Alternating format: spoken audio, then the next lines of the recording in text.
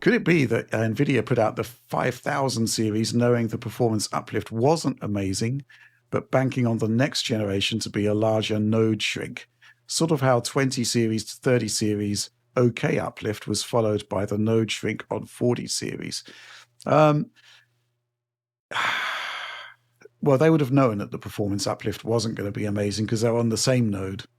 Mm-hmm. That fundamentally limits what you can do because you can't, squeeze more transistors on. You can't increase the amount of logic by any meaningful degree. So they would have known that, they were going to be quite limited in that regard. Quite interesting here how the 20 series to 30 series okay uplift. Sorry, the uplift is described as being okay when it was actually pretty huge. awesome. Yeah.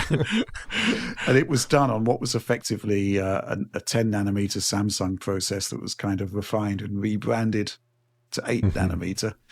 But yeah, I think we can safely assume that there will be a node change for 60 series and there will be a decent performance uplift there. But 50 series has just been kind of a bit weird and anemic from a hardware perspective, right, Alex?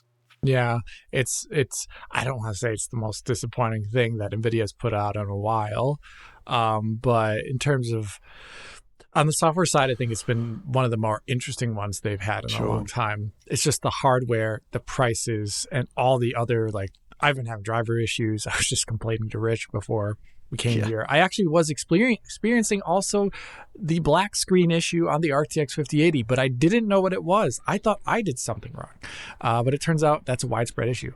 Like all these things that just compound into it.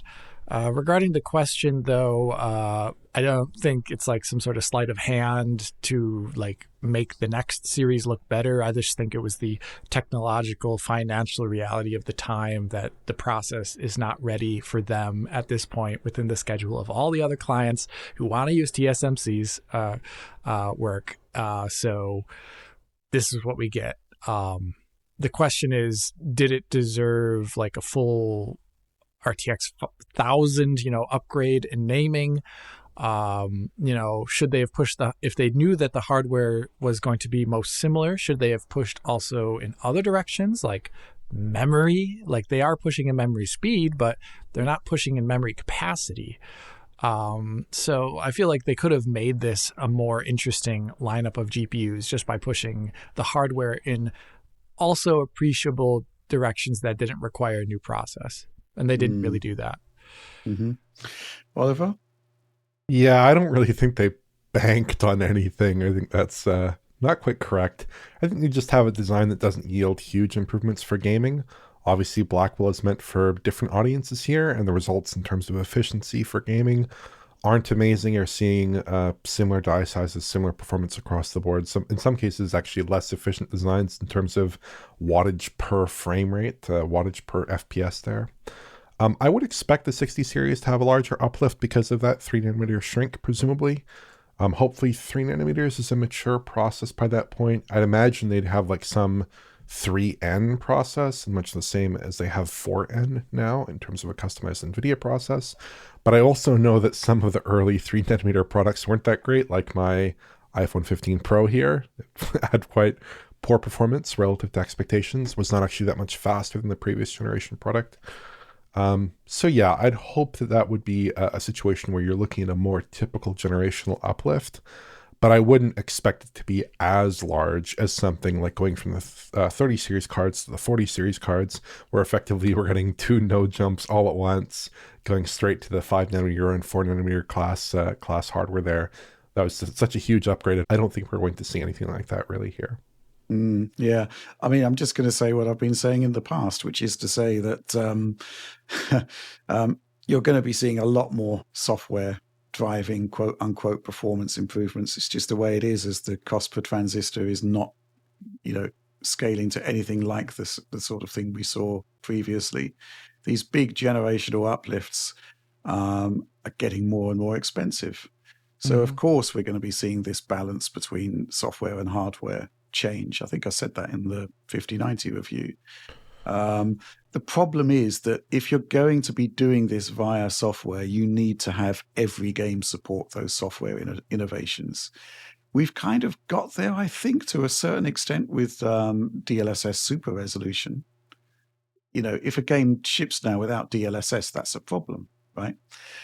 We haven't got there with frame generation, and we certainly haven't got there with ray reconstruction, which I think is crucially important as we move into the RT era more dramatically. So yeah, there's a lot of work to be done in terms of implementation of software, but I do think that that's basically the direction of travel, and that's certainly what you're going to be seeing on consoles, which is why we've got stuff like Project Amethyst happening in the first place. And, Microsoft have their own AI endeavors happening behind the scenes, which from the gaming side, all we've seen so far is auto SR, really. I guess auto HDR to a different degree. But, that's basically the direction of travel, because the concept of just scaling up GPUs is kind of like, you can do it, but you're going to have to pay through the nose to enjoy that, to get that extra traditional performance. But I would expect to see a new node for the next generation. And, there's a lot happening with actual competition, seemingly, Intel seemingly back in the game with their next process.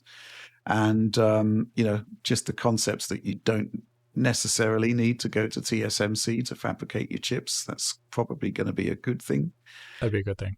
Yeah. But who knows? I think it has been a bit of a holding pattern for this particular generation. But I think absolutely we should consider, there could be a possibility that GPU gen-on-gen uplifts would be more like CPU gen-on-gen uplifts. I think that's a very real possibility, and it's going to upset a lot of people. But ultimately, you kind of need competition to drive innovation. But if both AMD and Nvidia are kind of on the same track, that kind of says that there's an external factor affecting it.